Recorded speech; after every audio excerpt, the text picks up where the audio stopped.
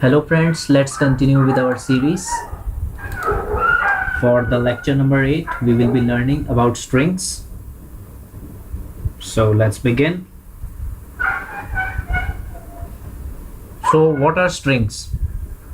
Strings are basically a sequence of characters stored together, right? In most languages, strings end with a special null character /o to mark the end. Strings can be thought of as a character array. Common operations include concatenation, substring extraction, searching, comparison, and modification, right?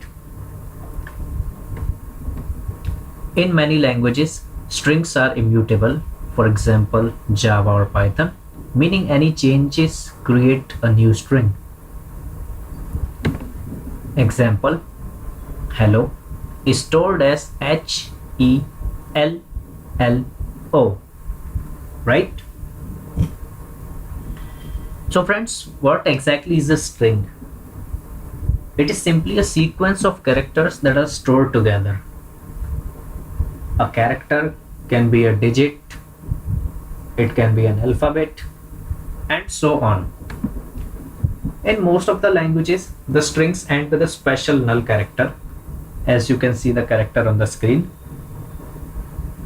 This is used to mark the ending on our string data, right?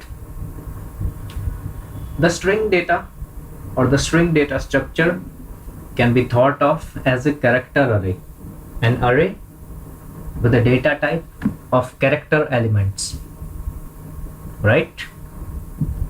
Some of the common operations include concatenation, which means the addition of the strings, the substring extraction, which is the extraction of a small substring, which is simply a part of a string. A contiguous part of a string is a substring.